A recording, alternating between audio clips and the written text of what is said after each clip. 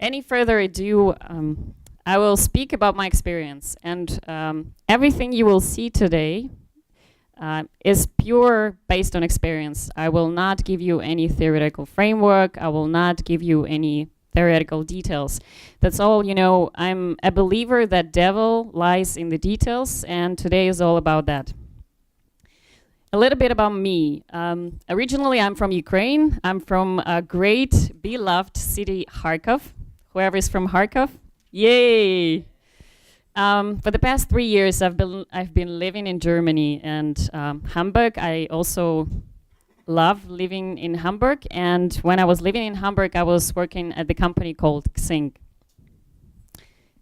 So today I will be talking about the experiments we've done at Xing, about estimation, no estimation, how our current planning cycle looks like, because I really think that giving you just part of the picture how we're doing no estimates is just not fair. It wouldn't give you the whole picture. And last but not least, I'll share some of the interesting learnings I found on the way. So what is Xing? Does anyone know what Xing is? Yeah, well, I guess that was a spoiler for guys who came early. So Xing is basically a German LinkedIn. We think we're better than LinkedIn, especially for people in Germany. Okay, it doesn't just work. But all in all, we are something like LinkedIn with high specialization for German people. We are big, so I'm not working in a startup. The company is all around now 700 people. The headquarters is in Hamburg, and there we are around 550. We have some other offices, but they're fairly small when compared to us. And this is what I got when I arrived at Xing. When I got there, I got 3 teams to work with. I was working as an agile coach, and a couple of interesting things to note about those teams. A, they were no newbies to Scrum, Kanban, any other agile process. So, you know, I had a case at the very beginning when I was just playing a smartass and just saying, you know, guys, you shouldn't be doing that, you should be doing that. The next day, someone printed Agile Manifesto, put it on the team board, highlighted with red, people and interactions over processes and tools, and this was their message for me to back off. So, I mean, I was dealing with mature people in terms of Agile. That may have not been the best way to give feedback, but they actually knew what Agile is about. Another interesting thing, they were already doing continuous integration for some time. The teams were fairly independent. We were mostly having microservices. We are still in process of migrating there, but for the teams I'm working with, we are actually there. So this is what I got. And besides that, I also got, when I just started, there was a project that was overdue, and it was originally estimated to take 3 sprints, or in other words, months and a half. And in the end, we were working on it for 6 months. And so the perception of management was, we are not professional enough in the way we were providing estimates. And one of the tech directors, this is a very high position within Xing, and a person I really appreciate, extremely smart one. For him, this was important, and I think he saw that as part of my role to make sure that we are actually getting better at estimation. From my point of view, estimation should be doing 2 things. It should be making us more predictable from one side. From the other side, it should be a trigger to have valuable conversations, like conversations about the business value, conversation about technical implication, what it actually means to build that feature that the business wants. Now, even though the teams have been running Scrum for 2-3 years, with that example of project being overdue for 6 months, I had a feeling we're not entirely predictable. Now, the next question was, were we getting the valuable conversations we were hoping for? And I'll show you a couple of cases I would normally see during grooming meetings or backlog refinement meetings. Okay, case one. We were using a lot of planning poker, but we could do other types of estimation, you know. It could be small, medium, large. It could be a number of story points. Anyhow, that's not the point. So all in all, people get into a routine of estimating. Oftentimes they give the same estimate. The problem there, they give the same estimate, that's end of the story. It seems like people understood what needs to be done. And in reality, they have completely different pictures. And you figure this out actually after they have started developing or we started QA. Case number two, okay, so they don't have the same estimate, but you know, it's all about estimation. Someone gives an 8, someone gives a 5. Then one of them shares a superfluous risk assessment. He thinks something is risky. And the other one says, okay, you know, fine, you think it's risky, I now also think it's risky. And they both go for an 8. And that's it. So they kind of had a bargain, they settle on something, and again, no valuable conversation happened. I have case number 3. Okay, so you go again into some kind of bargaining, and then this is what I also notice. We talk about complexity so much, and yet we talk about the fact that we are estimating complexity, we're not estimating time. And time after time after time, I have seen this not only in Xing, but in other companies as well. People would actually, without telling you, they would kind of map 8 is 1 week, 5 is 3 days. And you would see that through different questions or behavior. So in this case, they start bargaining, and one of them says, well, you know, whatever, complex, not complex, it's about 1 week. And then you have again the conversation, okay, what are we estimating, time or complexity? And the last one I will share, but we had more of them, you know, the kind of estimation malfunctions. For example, you're on the planning meeting, and some of the stories are carried over from previous sprint to the next one. And I would also get this question time after time, should we re-estimate? Because you know it's almost done. And the icing on the cake, you know, the poor product owners, when you just see developers bargaining about the story points, and the product owner, all he needs, or all he thinks he needs, is an estimate. And I also saw this a number of times when product owner would try to stop this kind of bargaining by saying, come on guys, I just need an estimate. Well, in reality, whether she needs an estimate or doesn't need an estimate is secondary. But we constructed the environment, the system in such a way when we say, we're not going to develop a story unless it's estimated. And she really thinks that estimation is kind of the cornerstone. So she basically tries to cut off the conversation and saying, guys, I need an estimate. And this is the message everyone else in the room is getting. She needs an estimate. She doesn't need us to understand the business value. She simply needs our estimate. And you know, that's me. After all of those conversations, and I simply burn inside, I just think, you know, it's like number of people in the room. We spent half an hour and there was zero valuable conversation going on. And the worst part was I was coaching them to use story point estimation. Anyhow, so at this point, I really had my doubts that estimation was making us more predictable and estimation was giving us the valuable conversation we wanted. So the way we approach any change at Xing is we approach it through experimentation. I'm sure you heard a lot of experimentation already during today. Well, with any experiment, you need to get your data right in the beginning. So here's what I did. I took all of my 3 teams. I got the stats for 6 sprints or 3 months. And this is the picture that I got. And remember, that's the teams that are, well, no one bits them up if sort of commitment isn't fulfilled. That's another, that's a recipe to have Scrum Hospice. So all in all, we're mostly overly optimistic. But you can see here that we're not really predictable. So this was the team's very mature, at least 3 years of Scrum implementation.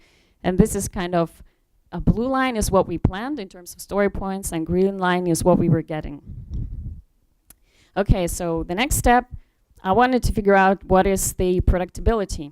And predictability I calculated in the following fashion. We're at 100% predictable if we plan 100 story points and we achieve 100 story points. We're 50% predictable if we plan 100 and we achieve 50. So kind of simple. And this is what I got for Team A. This is still doing story point estimation. So on the average, it's 77% predictable.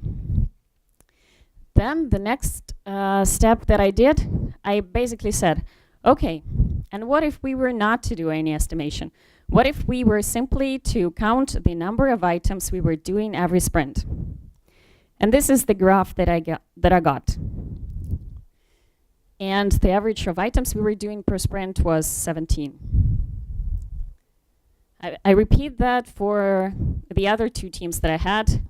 And here we had, you know, the team was estimating in one fashion, like 20 was something middle complexity, 40 was something of bigger complexity, and then they decided to change the scale of estimation to add just another bit of complexity on something that wasn't supposed to be complex in the first place. So the change of graph here is they have switched their estimation scale. And this is what I got for Team B. This is their predictability graph. It was 69%. And also I calculated the average for them. The average of items they were completing per sprint. All right, it's 12. And this was the team, that's actually the team where there are parents with small children. I mean, just, they were not only, in some cases, wrong with the estimate. To be fair, it's just, in many cases, they were not there. Anyhow, their predictability was the lowest. And this is the average for the items they were doing per sprint. So, all in all, even after seeing the stats, I came to the same conclusion. And my conclusion was, if we were to assume that any number of story points is simply 1, we would be not less predictable. We would at least arrive at the same predictability. The next thing for me was to pitch this idea to the teams and then to see where we get. So normally, the large-scale pitching like this one happens, I think we have something on the regular basis. We call it offsite. I'm sure some of you guys also have it. This is basically when we take either one team or a number of teams and we go with them outside and we have open space, we have discussions, and there are no interruptions. We had an offsite like this just coming up, and this is where I decided to pitch my idea. And this is the picture from the offsite. You have about 5 teams here. This is me. Yeah. So I had an open space talk about no estimates, and I decided to start off. I truly wanted to understand, so why do they think we need to estimate? So what is that fundamental thing the estimation was giving them? And in the mix of people, I had product owners, I have like team leads, I had, well, Xing terminology, I had people managers there, team lead is a people manager, I had agile coaches, and I had developers QA, so the mix of everyone. And this is what I got. So this is the picture from that offsite discussion. And this was actually quite interesting for me. So the first one, we estimate to understand if the story needs to be broken down. So that was the first question I asked, why do we estimate? The second question I was asking, can we achieve the same goal without doing estimation? And actually for this, the first one, to understand if the story needs to be broken down, we absolutely can. I mean, it can be achieved with a basic question. Can it be split? And that's it. You don't need to estimate. You can ask a more direct question. Okay, so we can do it without estimation. Second, we were actually hoping, that was our aspiration, that estimation would allow us to build shared understanding and be on the same page. In reality, I mean, in most cases, I don't know. From my perspective, it wasn't giving us that. But the next question was, so for this, can we achieve this without doing estimation? And the answer was yes. And again, by more direct questions. The next one was basically an ouch for me. So it was, like a 40-year-old developer who said, I'm doing estimation so that Albina knows I'm working well. And because, I was talking so much about it, and people before me were talking that estimations are important, we need to be predictable, and this is what he really got, that this is the sign that he works well. And this was the greatest learning from me from that open space. Okay, next one. And next one I basically categorize as wishful thinking. We're all human beings, we want predictability. This is how advertising works. They show us same picture, and we just get the comforting feeling when we see the same picture over and over again. It's predictable, and we feel good about it. We feel really bad when we don't understand, when we don't know. So A, we cannot achieve that with estimation. B, no, estimation here is not the answer as well. It's achieved through other things, through minimizing the feedback loop. Okay, the next one. We estimate to show that you have thought through the story or thought through this business requirement. Can we achieve that without estimation? Yes, we can. Also by asking more direct questions. So what's the business value of this user story? All right, so next one, to plan the resources. This was from one of the product owners who constantly wanted, oh, I have this new feature, I need 5 more front-end developers. And the way we actually approach this by having a stable team and working this out within the team. And I have more things of wishful thinking. I mean, how on earth can estimation, and by the way, estimation, all it is a positive guess. It's just positive guessing. That's it. How on earth can you, with a positive guess, avoid surprises and delays? I mean, again, there are other ways to work with that. Estimation is by no means the tool to work with risk. And next one, minimize risk. At the end, I'll talk how you can minimize risk. That's not estimation. To prioritize, yes, we can actually prioritize without estimation. Let's say we can say it's a time box effort, and then we try and do an experiment on the bet we feel will work the best. To make the roadmap, and I'll cover that in the second part, how we actually do roadmap planning without estimation. All right, so all in all, I pitched the idea. After having this conversation, I showed them the stats. And I think with the stats, they gave enough of data for actually all 3 teams to volunteer for the experiment. We started with the first one. And here's what we agreed on. When we plan, we will simply use the number of items. An item is a user story and a bug. And we'll say, okay, so bug actually is, philosophical question. So we count both as one, no difference. And then we'll basically say, okay, next sprint, next 2 weeks, we'll plan for the next 12 that we have on the top of the backlog. That's it. That's the planning. And backlog refinement, when we have conversations about user stories, we'll not go for any story point time estimation. Instead, we'll go for more specific questions. And the first set that we tried, we said, okay, in round-robin fashion, after user story is presented by either the product owner or someone else in the team, someone else will explain what's the business value and what's the technical implication. And that's it. And I'm sure you wonder, does the size matter? Well, we said no. Or it depends. It has to be smaller than the sprint lengths, but other than that, we don't care. And then we went into the pilot run. So, and actually for the pilot run, I even have 7 sprints for the beginning with the stats with estimation. That was just the 6 sprint worth of data. And this is, again, planned versus completed with no estimation. So blue line planned, green line, how much we actually managed to do. And this was the predictability graph. And this is actually surprising. In the beginning, we were this team A. It was 77% predictable. The predictability went up. I honestly, there is no reason why no estimates, aside from some small side effects, would improve the predictability. It was just supposed not to worsen it. Well, maybe because actually with more specific questions, we had more conversations. You know, previously, if the team gives the same estimate, we would not discuss it, but now it wasn't the case. We were discussing everything.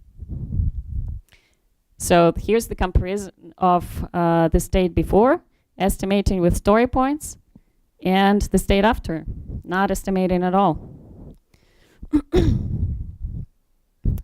After doing this, I will not bore you with the stats data anymore. So after having successful start in one team, we rolled it out in 2 other teams, and we got really similar results. So all of the 3 teams I tried this with Xing, they stopped doing estimation, and they stayed with that.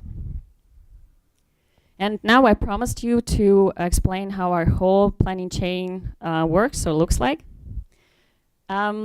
So when we were changing the way we were estimating at the team level, we have been changing the way we approach roadmap planning on the company scale. So kind of bad practice of doing a couple of experiments at the same time, but that's the reality. That's what happened.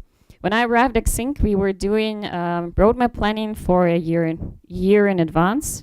We would have some estimated epics, and there would be a dependency. First comes this, second comes that, and you basically have some kind of plan from January till December.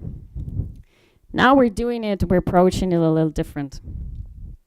We have introduced something called ACE. In German, that's a scary word, Auftragsklärung. What that Auftragsklärung actually means, it's, we remotely translate it in English as alignment communication exercise. It starts off with, whoever brings up the idea, and it really can be not only product people. We have a number of ideas that were pitched by the team, and we now have in the product. But when you have that idea, you have to explain what's the current issue, what's the complication that you're trying to solve, what's the opportunity behind that, what's the higher intent. And most importantly, in my perspective, what would be the impact of that change? So on the company-wide scale, we're slowly moving from scope box initiatives and time box initiative to impact box initiative. When we say, okay, so we have this segment of users who show very little activity after they register. We want to improve that. Let's say now only 10% out of this segment comes back. We want that to be 20. Now, what do we want to do? What do we want to try to achieve that impact? And then we think of different A/B tests. So, we're slowly moving into anything in product ideas is also an experiment. So this is the ACE. This is where we start any initiative, be it big or small. Then we have more or less thought through quarterly plan. We have, it's a quarterly plan. Normally we would have a discussion. We would have a discussion with the teams and the product owners, sometimes chief product owner. We would all discuss what do we want to do in this quarter. And the emphasis there would be not on the features, but rather on the impact. What do we want to do in this quarter? What do we want to achieve? And the things here may change even within the quarter. But at least for the quarter, we try to come up with a more detailed plan. Now, for the rest of the year, we don't have a detailed plan anymore. We have just a list of ideas. And that list of ideas can change and normally does change quarter to quarter. So this is how we plan. Yes. It is. So the impact that I was referring to, right? If I go back to my example, for the example that I was giving about the certain segment of users who had very low activity after registration, the impact would be, we know that only 10% of those users log in now, and we can measure it anytime, day or night. And then the quantitative measurement of impact would be 20% of new users in that segment log in second time. Does that answer your question? Okay, great. Right, so, and more questions are more than welcome when I finish, and I'll finish fairly soon. Now, this is how we plan at the higher up, and this is how we plan sprint to sprint, or some teams moving to Kanban within Xing, and I'll explain how they're planning, also using no estimates. So, I mean, the sprint Scrum approach I sort of already explained. Planning, just the number of items, backlog refinement, more specific questions. The list of questions can change through time, but there's no estimation. If you want to have valuable conversation, go and start asking questions that would trigger that valuable conversation. And with one team that's doing Kanban, they started using the concept called think tanks. And with think tank, it's a meeting they have every day. They don't have planning, they don't have backlog refinement. They have stand-up. Right after stand-up, they have this think tank, and it's kind of a very detailed backlog refinement session. It's time-boxed, it's just half an hour. During one time, they have time to discuss one or two user stories, but they discuss it to the point where they have a look at the code. And for them, it works really well because they have a number of, let's say, newbies, new developers, and they also want to tackle the issue of having people with very strict specializations, and they want to exchange knowledge. So for them, this kind of option works really well. And the result of the think tank is they provide feedback to the product owner if anything is unclear or missing, and then they say, all right, we know enough, we can develop it. That's it. So this is how now we plan on the more fine-grain or fine-tuned level. And what did we learn? Okay, so the first two learnings are about estimation, no estimation. So to be fairly open, the no estimates experiment that I did at Xing wasn't the first one. We had another experiment and in another cluster, and their teams decided to go back. And they continue estimating till this day. We also, at Xing, we have fairly high level of autonomy. The team can decide whatever kind of process they do. We can decide, no one else tells us to. And I think why we succeeded and they didn't, or why no estimates stuck with us and didn't with them, is because we went through this exercise of figuring out why do we actually need estimation now. So going through, not just saying, you know, it's a bad practice, it's something you should avoid, but instead really trying genuinely being interested. Okay, you product owners, you guys, why do we estimate? What do you take from that? What do you need? And thinking how we can replace whatever estimation. And there are good sides about estimation. The point is that there are bad sides as well, and you can still have the good sides without having estimation. So this is the learning number one. Learning number two. You remember that guy? That tech manager? Okay, so I'm missing something. Here you're supposed to see we need to improve at estimations. This is when I just joined Xing. We had a delete project, and he was saying we have to get better. Well, we have certain level of autonomy, and we were rolling out experiments without actually needing to get buy-in. And this was like the most important tech person for about 15 teams. And in the end, when we had one of those meetings where we would just talk, and I told him, for half a year, we're actually doing no estimates. And he said, well, really? I didn't notice. From his perspective, there will be something like the step into chaos. Because, in his world, and he's a smart guy, he's in IT for a while, but at the same time, that's for him a sign of professionalism, that you can do proper estimation. And the fact that he didn't notice, for me, it was the positive learning. Actually, things didn't change that much. And this is my main learning about no estimations. it's not that big of a deal. I mean, people on internet go just ballistic.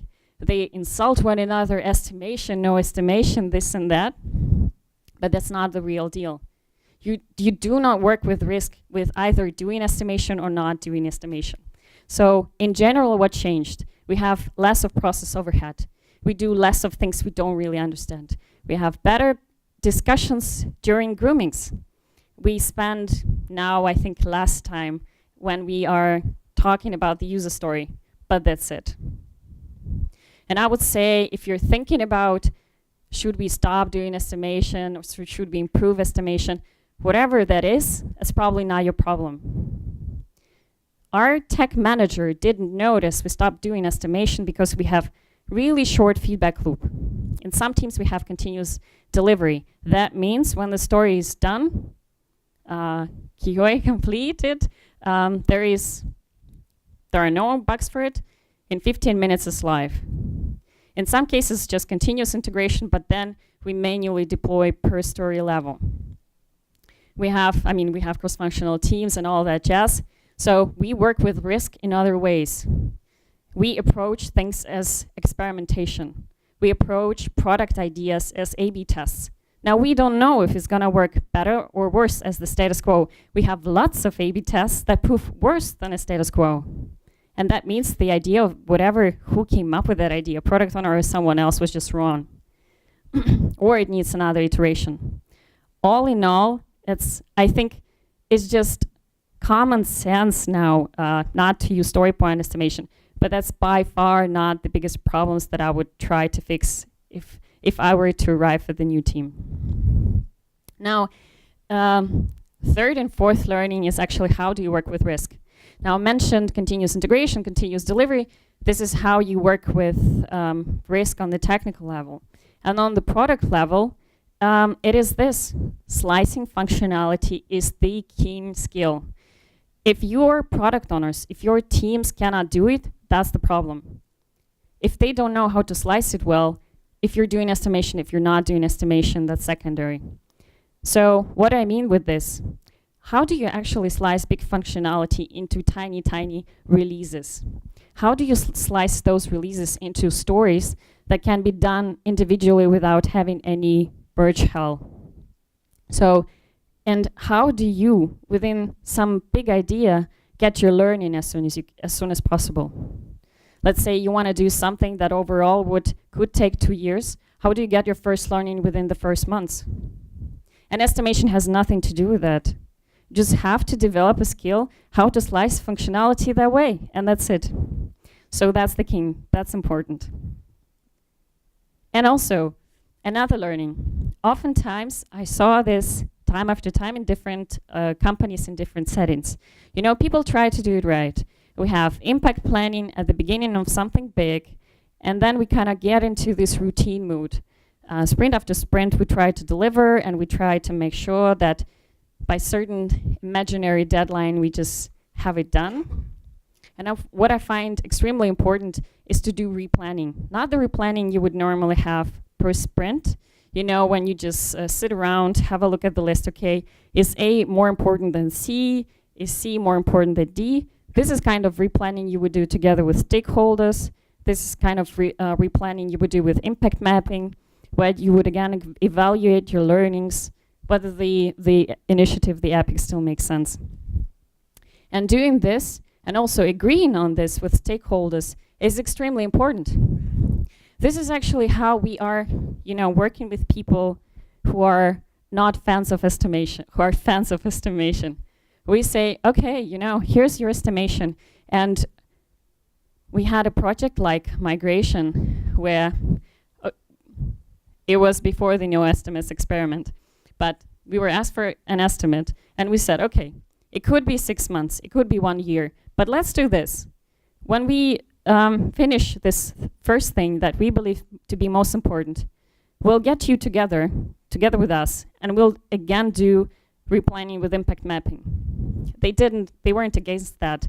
And basically, behind the scenes, this is what allowing the no estimation.